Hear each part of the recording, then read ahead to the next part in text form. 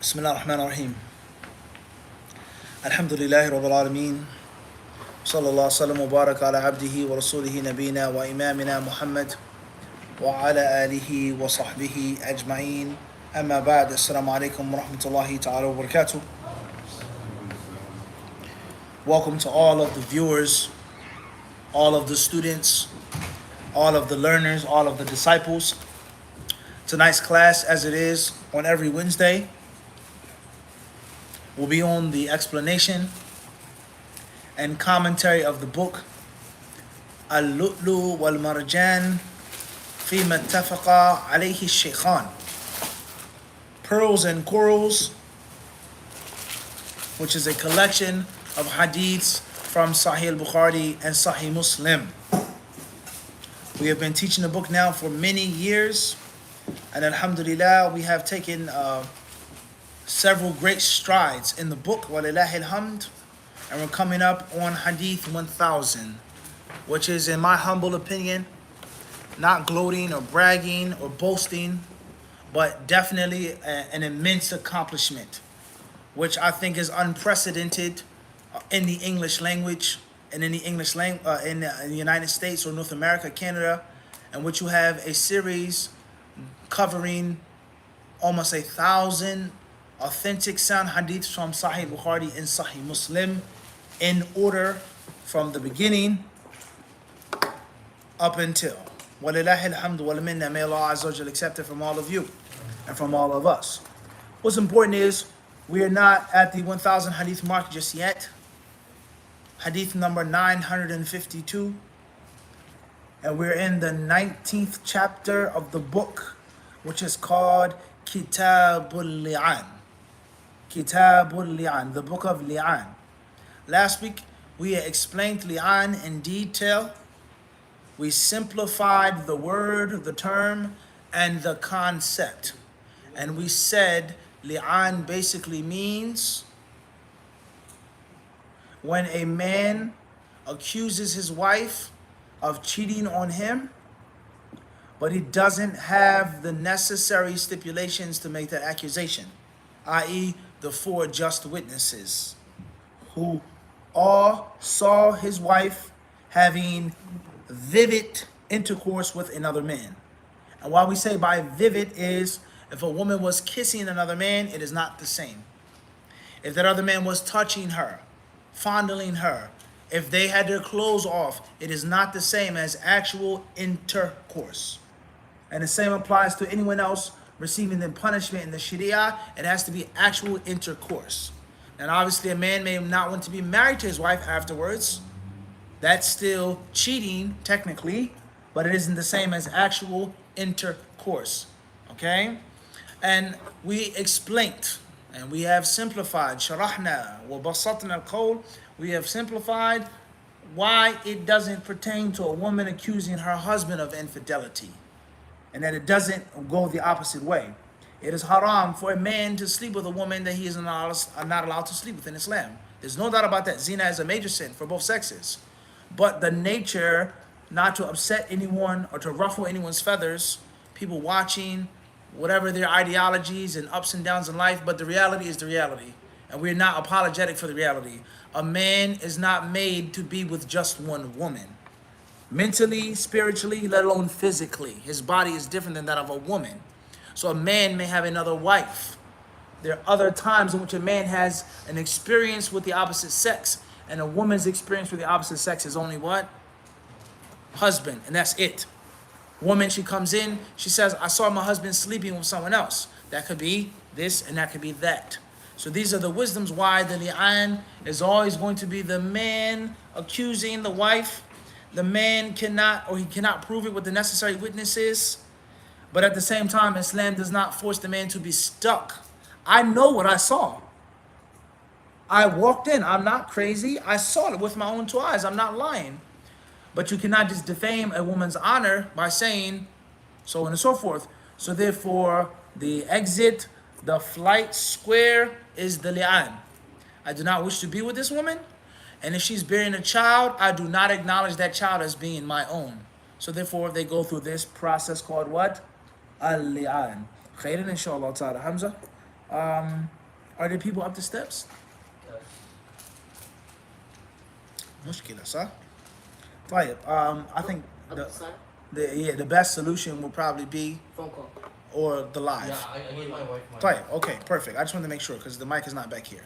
And we normally don't have sisters coming to the class. That's why we do it back here. Okay, khairan inshallah. So with that being said, that is al-li'an. A major sin of accusing anyone of zina, your wife, your husband, and what takes place when there is li'an. They are split up, they are separated, the curses and the anger of Allah are invoked, and then they can never remarry. And if the woman bears a child afterwards, the child is not called a child of zina, but the child is attributed to its mother. We explained all of this in last week's class. For those that have just come, those who have just come, or those who may be confused, or why are you talking about this in the masjid, or I'm lost, I thought it was a general lecture, etc., etc., etc. We've explained all of that last week, and you can check out those recordings. Khairan, inshallah ta'ala. All right, let's move forward.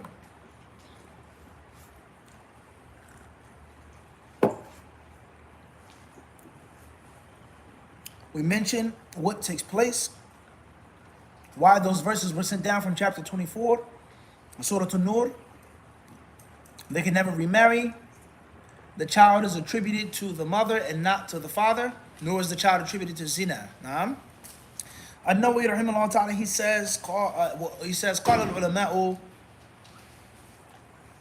وجوز اللعان أو وجوز اللعان لحفظ الأنساب ودفع المعرة عن الأزواج وأجمع العلماء على صحة اللعان في الجملة والله أعلم واختلف العلماء في نزول آية اللعان هل هو بسبب عويمر العجلاني أم بسبب هلال بن أمية فقال بعضهم بسبب عويمر العجلاني واستدل بقوله صلى الله عليه وسلم في الحديث الذي ذكره مسلم في الباب أولا لعويمر قد أنزل الله فيك وفي صاحبتك وقال جمهور العلماء سبب نزولها قصة هلال بن أمية واستدلوا بالحديث الذي ذكره مسلم بعد هذا في قصة هلال قال وإن كان أول رجل لعن في الإسلام قال الماوردي من أصحابنا في كتابه الحاوي قال الأكثرون قصة هلال بن أمية أسبق من قصة العجلاني. Okay, he says that it's lawful to make li'an for two main wisdoms. Number one, safeguarding of lineage and genealogy. Safeguarding one's lineage and one's genealogy. That is not my son. I do not want this child attributed to me. It may be my son, it may even be my son, but this woman was with another man. And obviously, with regards to modern DNA, as we spoke about on this before, a person could say, possibly, that a woman can take the DNA test, or the child can take the DNA test, even after the li'an, and if it's proven that this child is from him, then it's attributed to the husband. But the general rule is al-waladu lil-firash. The child belongs to the bed. And obviously, that man that she was with, that was her bed, or his bed at the time. All right, let's not go any further than we already have with regards to that. So that's the first wisdom. And the second wisdom, he says, وَدَفْعُ الْمَعَرَّةِ. Okay, is the concept of shame and humiliation. All right, being prevented from the husband and from the man and his honor. And Allah subhanahu wa ta'ala surely knows best. And at the same time, the woman cannot be wronged and she cannot be oppressed. He did not have the witnesses to prove it. Khalas. And that is why she is not called any bad or negative name. And if he's lying and trying to shame and scandalize her, then his punishment is with Allah subhanahu wa ta'ala. Okay.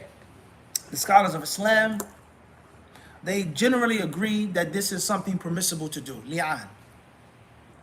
Furthermore, next point, the scholars, they differ on why were those verses from Surah An-Nur sent down. Was it a man whose name was Uwaymir al-Ajlani, or another man, another Sahabi whose name was Hilal ibn Umayyah? Both of those men went to the Prophet ﷺ complaining and asking what to do. My wife slept with this man, so on and so forth. All right. The hadith, or the part of the hadith that says, قَوْلُهُ فكره رسول الله صلى الله عليه وسلم المسائل وعابها. المراد كراهة المسائل التي لا يحتاج إليها، لا سيما ما كان فيه هتك ستر مسلم أو مسلمة، أو إشاعة فاحشة، أو شناعة على مسلم أو مسلمة.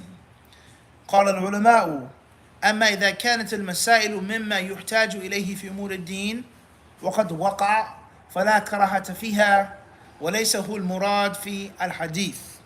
وقد كان المسلمون يسألون رسول الله صلى الله عليه وسلم عن الأحكام الواقعة فيجيبهم ولا يكرهها، وإنما كان السؤال عاصم في هذا الحديث عن قصة لم تقع بعد ولم يحتج إليها، وفيها الشناعة على المسلمين والمسلمات، وتسليط اليهود والمنافقين ونحوهم على الكلام في أعراض المسلمين وفي الإسلام، ولأن من المسائل ما يقتضي جوابه تضييقا. When the hadith states, the man went to the Prophet, O Messenger of Allah, what happens if a man catches his wife with another man? What's the ruling if I walk in and see my wife with another man? The hadith says that the Prophet kariha, he wasn't fond of that question. He shunned that question. Abaha, don't ask questions like that. He says this means questions which are totally hypothetical, and questions which involve scandal, questions which involve drama and problems. Those are the questions that the Prophet ﷺ disliked and shunned. Somebody comes in and he says, what if I told you that such and such is a fornicator? What if I told you that such and such, such and such? What happens if such and such? La ya akhi, don't ask those types of questions. Number one, they are hypothetical. They have not taken place yet. And even if they have taken place, those questions involve someone's honor being defamed and violated. Everybody understand this? That's a qaida of the deen. Any kalam, speaking or talking that involves scandal and backbiting, and a person, for argument's sake, is a fornicator, is a drunkard, is a rapist, is a this, is a that, but it's unknown, it's hidden, it isn't known to the people, you're now unveiling what Allah kept secret. And that is against Islamic etiquette. To unveil what Allah Azza wa Jal has kept secret. Okay? And of course, we know that one of the greatest sins is al-istitalatu fi ird al-Muslim, is talking about a Muslim's honor and defaming a Muslim. And of course, this is something that many people يعني شيء استهان به كثير والكثير في هذا اليوم. Okay, many people have looked down upon this. Scholars, students of knowledge, du'at, they look at it as a small, simple thing, talking about another person's honor. Okay, and of course the shaitan is going to trick you, and he's going to say, oh, it's this and it's refutations, kada, and he said it publicly, and the next thing you know, you're talking about a Muslim's honor. So be careful. Be very careful of defaming another Muslim. And another problem with politics, modern day politics and democracy and voting is this. And in order for you to win, and in order for you to get the votes, you have to do what? No doubt. So two people are running for mayor, two Muslims. It's not just vote for me, I'm the best mayor. Vote for me, he's a charlatan. He's a cheat. He's a this. He's a that. He's a this. It's a smear campaign against the opponent. So there's another mushkila, okay, with regards to al-intikhabat, voting, and things like this. Wallahu alam. Al-muhim, it is not disliked or haram to ask certain questions. Rather, it is recommended and sometimes obligatory to ask certain questions. فَاسْأَلُوا أَهْلَ الذِّكْرِ إِن كُنتُمْ لَا تَعْلَمُونَ. Everyone understand this? Abdullah ibn Abbas radiallahu ta'ala anhuma, Turjuman al-Quran, the greatest, or one of the greatest exegetes of this deen, of this ummah, the interpreter of the Quran, he who had a great deal of fiqh, over 1,000 hadiths he reported from the Prophet ﷺ. Ibn Abbas was a baha, a school by himself, madrasa in himself. And he asked him, Man ayna laka hadha al-ilm? Where'd you get all this knowledge from? And you're such a young man. Ibn Abbas, when the Prophet ﷺ died, Ibn Abbas was barely in puberty. He was barely in adolescence when the Prophet died, and he had so much knowledge. And Ibn Abbas radiallahu ta'ala, he said, بِقَلْبٍ عَقُولٍ وَلِسَانٍ سَؤُولٍ. I got all of this knowledge because of intelligence, qalb aqul, a smart heart, a smart mind, will be lisanin sa'ul. And by what? Asking questions to Abu Bakr, who was with the Prophet more than I. Asking questions to Umar, who was with the Prophet more than I. Let alone that which I got from the Prophet directly. Okay? So what's important is of the balance is that certain questions are bad and disliked. And those questions are number one. Questions al-asilati allati fiha ta'jiz. وَقَصْرِ ظَهْرِ الْمَسْئُولِ. You're asking a question to play somebody, to insult somebody, to put somebody on the spot. Hey, can you tell me this qira'ah of such and such, such and such? Feeling or thinking or knowing in your heart that he doesn't know the answer, but I'm trying to show you that, see, look, he doesn't even know that. Or a person tries to ask a question to make you fall into controversy. Can you tell me about this government and what is the ruling on this and such and such, such and such? You're not asking a sincere, honest question, but you're trying to break the back of the person. So those questions, not only are they impermissible, but the one who's asked is not required to answer them. Rather, he should not answer them. Also, a question in which a person's sincerity is doubtful. Allahu alam, ikhlas is only known by Allah. But it doesn't seem like you're sincere. The way that you're asking me the question, a loaded question, and it's very sad that you find different da'is or different scholars answering loaded questions and being led along like a donkey with a carrot. The journalist, the interviewer, is clear as day. They have an agenda, clear as day. They don't care about what you have to say. They want to just show you that you're this and you're that. And they ask you and they feed you these loaded questions and you just answer them and answer them. You don't never play along like that. You don't answer those loaded questions and you do not allow an interviewer or a journalist to have his way with you in the interview. I'm not entertaining that question. I'm not answering that question because you know the answer to it already. Because you're trying to set me up. Because you're only going to quote one sentence in the article. You're not going to give my whole 10-minute answer. And of course, we see that many Muslims, unfortunately, they have imitated the Jews and the Christians. The Jews and the Christians and the other non-Muslims who do these things. They asked me a question about a thing. I gave a 20-minute answer. And then they're only going to post what? One snippet for smear. I gave an hour lecture on this. I explained this thing with detail. There are different views, the ulama, this, that. And I'm say, Muhammad ibn Munir, the one that some people say mufti, he said such and such, such and such. They've taken this style from the kuffar, the enemies of Islam, imitating them in their tricks and their games and trying to embarrass and humiliate people. So beware of that. And a part of protecting yourself from this is not even to what? Answer the what? Question, period.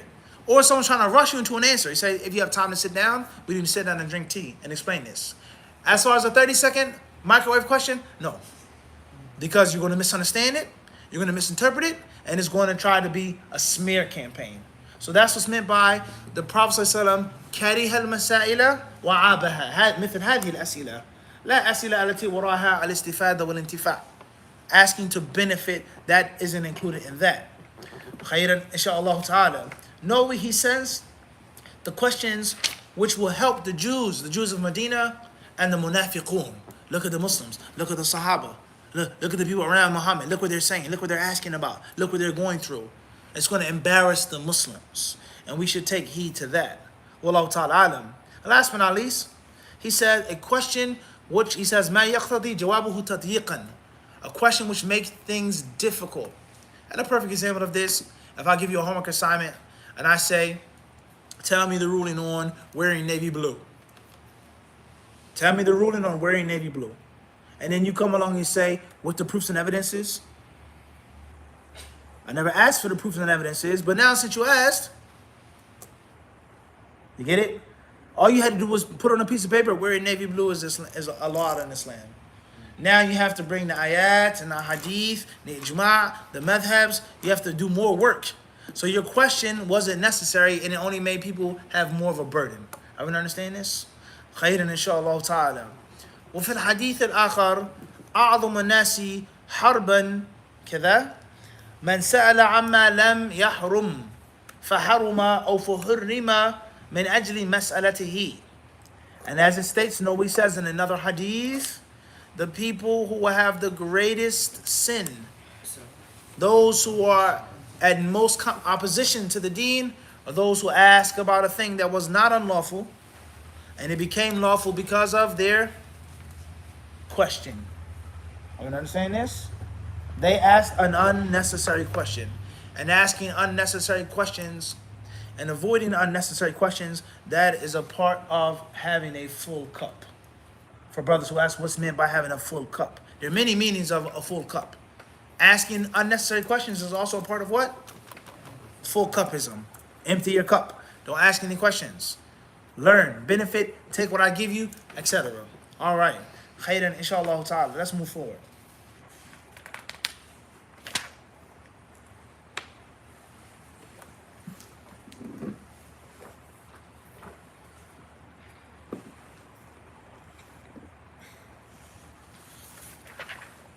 He then states,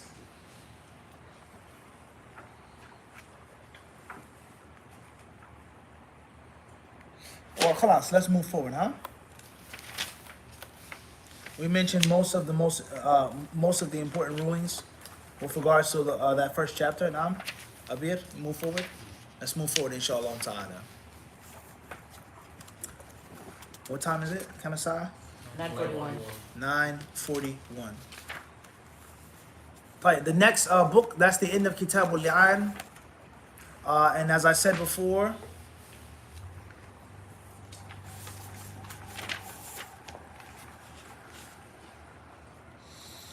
right, some of the fawaid of these hadiths, first and foremost, before we go forward. The hadith says, Ya Asim, أرأيت رجلا وجد مع امرأته رجلا يقتله فتقتلونه أم كيف يفعل? If a man were to find, we'll just make the istinbat to extract the benefits. If a man found a man with his wife, what would he do? فَيَقْتُلُهُ. He killed him, and then you would kill him, eye for eye. كَيْفَ يَفْعَلُ. This affirms crimes of passion are universal. Crimes of passion are universal. They don't pertain just to one race or one time. The Sahaba, they felt the danger of it what? A crime of passion. I saw my wife sleeping with someone else, therefore my anger, my rage, my jealousy led to me killing him. And in criminology, that's called what? Crime of passion, in which the judge and the lawyers, they want to take that into consideration. A person may get a lighter sentence. Their mind wasn't there 100% because it was everyone understand this? Versus cold-blooded, premeditated murder. All right. Khairan inshallah ta'ala. This hadith also shows us is that a man should have some jealousy for his wife. فيه إثبات الغيرة. الواحد يغار على أهله على الحريم. لكن يكون غيرة في حدود الشرع. لا تتجاوز ولا تخرج عن حدود السنة. Your jealousy for your wife cannot be extreme, and it cannot go outside of the boundaries of the deen. And I've seen different brothers get upset, fight, curse, swear for the smallest, simplest thing, which is incorrect. Right? The Prophet ﷺ's wives, the Sahaba, they spoke to them. They knew their names. They knew who they were. قَدْ عَرَفْنَاكِ. He says, we know who you are. He said to what? Umar said that to who? The hijab being sent down. What did the Prophet ﷺ say? We know what? We know who you are. Who was he speaking to? Al-Muhim is that there are basic things. Some brothers, they have an extreme jealousy. They go too extreme. My wife can't talk to anyone. She can't speak to anyone. She can't be seen. She can't go outside the house. She can't do this. And that's extreme. And then there's some brothers, unfortunately, they're just totally lax. Totally lax. My wife can smile, laugh, joke in front of anybody. She can shake your hand, hug in front of anybody. Okay, I'll be right back. You and my wife, you guys sit down, finish your coffee. I'm going up the steps to use the bathroom. Okay, sit, eat. Too friendly, too open. And a man has no care and no concern for his wife. That's a problem. So there has to be balance. As far as your culture, where you come from, then that's always going to also dictate the level of jealousy that you have. And of course, one of the worst things that a woman is going to accuse her husband of is being over controlling. Over controlling. And many women, they're also going to accuse their husbands of having no control. All right? So a person asks a question for young brothers who want to get married. Does a woman want to be controlled or not? That may sound harsh, especially nowadays. Misogynic.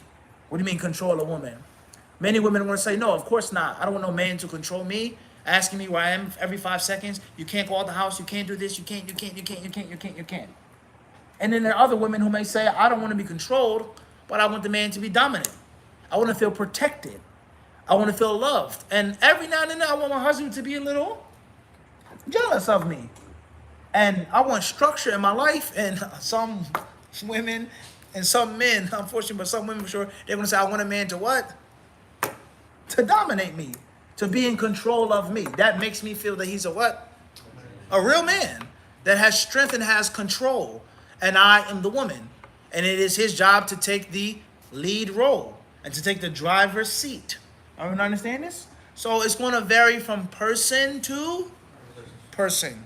Culture to culture. But it's like food. It has to have some salt. Some seasoning. But not too much seasoning. So for young brothers and young sisters that aren't married yet, have balance. And if you're in a relationship in which you have no control as the man, something's wrong. And if you're in a relationship in which the man is يتسيطر عليها يعني you can't do anything على الخروج إلى السوق حتى يعني مع الحجاب مع الحشمة هي في جماعة من النسوة لا تخرجي أبدا.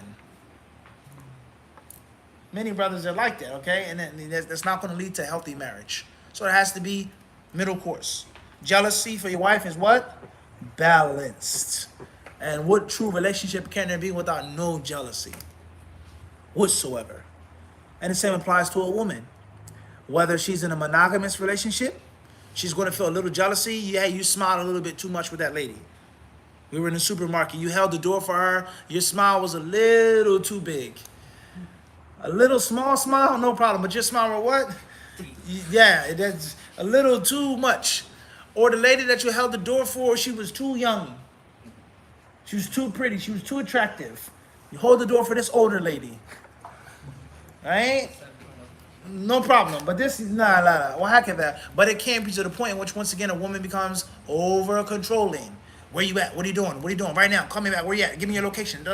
La. That's toxic. And you cannot be in a relationship with your woman is checking every 5 seconds what you're doing and where you are, what time you're coming home. That's imbalance. I understand. All right? That's in a monogamous relationship. And a polygamous relationship. It's natural to have jealousy. A woman is going to be jealous by nature. Human beings are jealous by nature. But to the point in which you backbite, slander, gossip, fight, harm, you scheme against your co-wife or co-wives, that's a different what? That's a different discussion. So balance and moderation with all emotions. Anger is a good thing when it's used properly. Understand this? Sadness is supposed to come to the human being. But it has to be with a balance. There's some spiritual movements who try to remove suffering from the life of the human being, period.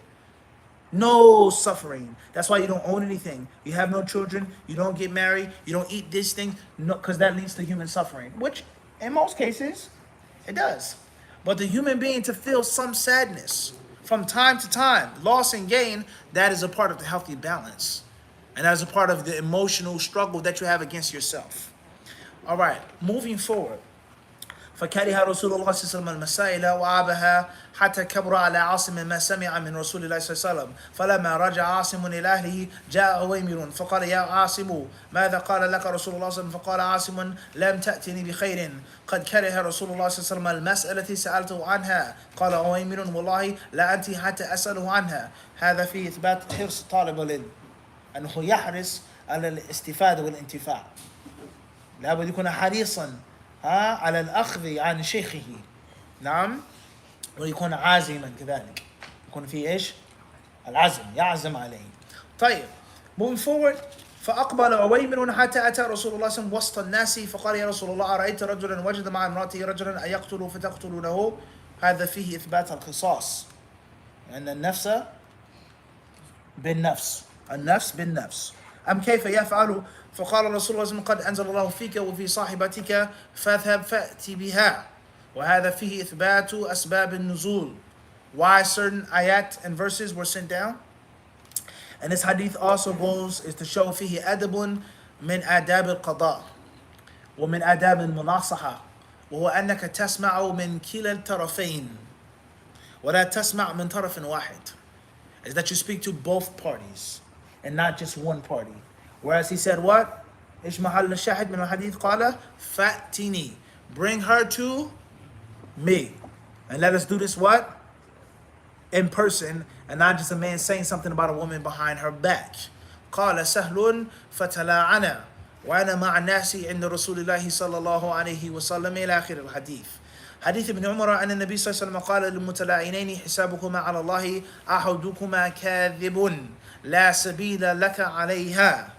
This hadith proves هذا فيه إثبات أن النبي عليه الصلاة والسلام لا يعلم الغيب.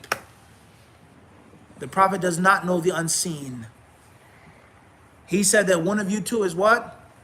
Lying. He didn't know which of the two is lying. The Prophet did not know the unseen. And that is the aqidah of al-Islam. And the opposite of that is kufr akbar. To believe that the Prophet of Islam knows the unseen as Allah knows it. Wallahu ta'ala alam. Then it states, Ahadukuma kadhibun.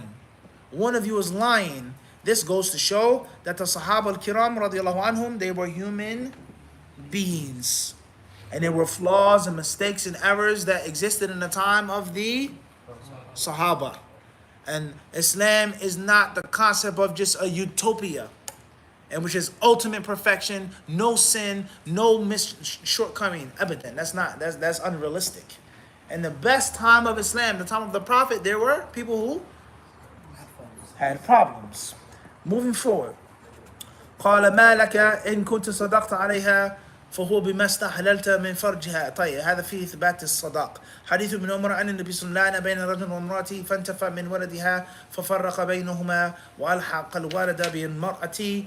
And that shows, as we have explained before, as the child by default is supposed to be attributed to his father. How did we get last names? Where did the last name system come from? Where does that come from? Person's last name. My father's name wasn't Johnson. Where do last names come from? Even among non-Muslims. Did they have last names back in the day? People were known so-and-so, the such and such. Not even that. The brave-hearted, the foolish one, the deep-minded, the lion heart, the such and such, the such and such. They were known by these terms. And when did the last name system come and become universal? Right? Versus a person being attributed to his father. So the child by default is supposed to be attributed to his father. When there is a scandal involved and it isn't clear, the child is attributed to the mother. Wallahu ta'ala alam. Moving forward. حديث ابن عباس أنه ذكر التلاعن عند النبي صلى الله عليه وسلم فقال عاصم بن عدي في ذلك قولا ثم انصرف فأتاه رجل من قومه يشكو إليه أنه قد وجد مع امرأته رجلا إلى آخره.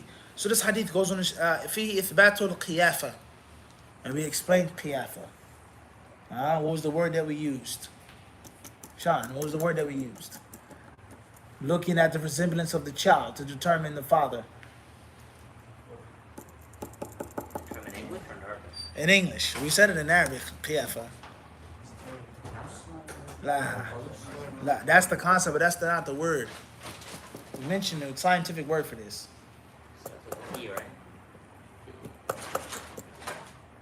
Let's move forward. All right.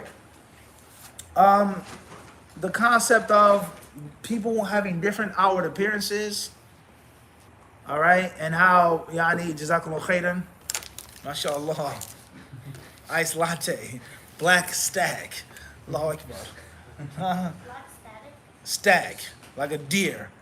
Vanilla, mashallah. Bold coffee flavor, not too sweet. Allahu Akbar. It's nice and cold. Good old fashioned Poland Spring. Some people prefer Deer Park. Some poets, the crisp taste of Deer Park. And Gatorade, zero sugar. Khayr inshallah. It was very hot today here in New York City. Over 90 degrees, very humid. Very important to stay hydrated. Naam, do you agree? Gotta stay hydrated, huh? Jazakallah khair. May Allah bless you. All right, let's move forward.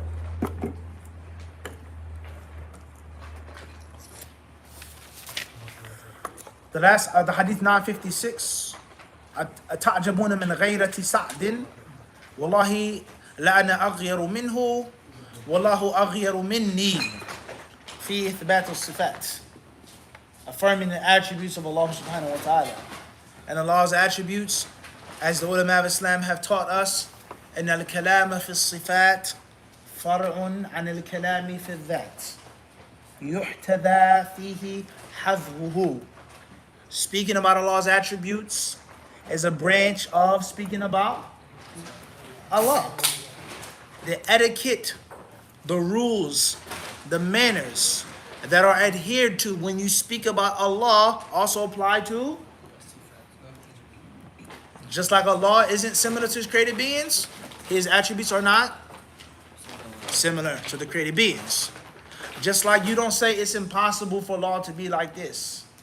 It's impossible. How can, and the danger of this aqidah is that it's a doorway to atheism. Because that is one of the main, that's the crux of atheism. How does existence of one ever powerful being and deity that is outside of the boundaries of time make any sense? How can it make sense? God existed before time, and He never dies. And everything in our scientific world is based around what? So how does that make any sense? How are people who call upon God, who are being murdered and killed and raped and bombed, nothing happens for them? And people who disbelieve, people who are sinful, people who are evil, look how they live. And the list goes on of the arguments that atheists make. So that concept of the mind determining what can and cannot be, that is the foundation of atheism. And there lies no doubt, I'm not saying it's the same, but it's similar, and it can lead to it. Allah cannot have these attributes because same or different. So it's very dangerous. And the Prophet ﷺ clearly affirmed the sifat of Allah subhanahu wa ta'ala. And from that, he says, وَمِنْ أَجْلِ غَيْرَةِ اللَّهِ حَرَّمَ الْفَوَاحِشَ مَا ظَهَرَ مِنْهَا وَمَا بَطَنَ. And that is why Allah made zina haram, and lesbianism and fornication and homosexuality. He made these acts haram. مَا ظَهَرَ مِنْهَا وَمَا بَطَنَ. That which the people can see and that which the people hide. It's all unlawful. Now, shuf, khalik. That's only one. Then, وَلَا أَحَدَ أَحَبُّ إِلَيْهِ. Affirming more of Allah's what? Attributes. Hub. No one is more fonder, no one loves more such and such, such and such. Fil hadith al-wahid. طيب. Moving forward. ومن أجل ذلك بعث المبشرين والمنذرين ولا أحد أحب إليه المدحة. خيرا. The last hadith of the chapter, the man said that I have a child and the child doesn't look like me. If a man has fair skin or bronze skin or wheat color skin, he says my child is born and the child is dark. That can't be my child. My wife slept with a man, a dark man. Or if a man was dark skinned and he had a wife, or his wife gave birth to a child that was light, she wasn't light. This isn't my son. My son doesn't look like this. My son isn't fair and pale. My son doesn't have golden skin, etc., etc. The Prophet ﷺ did not consider that. And he used a tangible example on how genealogy isn't always in a straight line. This comes from your mother. This comes from your aunt. This comes from your great aunt. This comes from this ancestor, so on and so forth. And people for a very long time, unfortunately, have been ashamed of many parts of their ancestry. Whether it's the ancestry, whether it's the color, and the list goes on. What's important is your wife has a child, that is your son until proven otherwise. And lighter baby or darker baby does not change the fact that that is your son. And this hadith, fihi ithbatul qiyas. It affirms qiyas, making the analogous or the scientific analogies الحاق الفروع بالأصول بسبب العلل الجامعة بينها. And of course, like anything else with regards to qiyas, there are طرفان ووسط. هناك غالون في القياس يقيسون كل شيء وصار فقههم الأقيسة فحسب. هناك من الناس يعني من يجفو في القياس ويغلو في نفيها. Some qiyas is valid, other qiyas is not. Alright? And Allah subhanahu wa ta'ala knows best. The explanation of that is in Kitab or in Usul al-Fiqh. Alhamdulillah, that's the end of Kitab al-Li'an. The next chapter is Kitab al-Itq, the book of manumission, the 20th book, the 20th chapter. Perhaps, inshallah ta'ala, we'll take that in next week's class. Allah subhanahu wa ta'ala surely knows best. Walhamdulillahi rabbil alameen. Amjad, if you wish to read to us your paper or your research, you can do so now.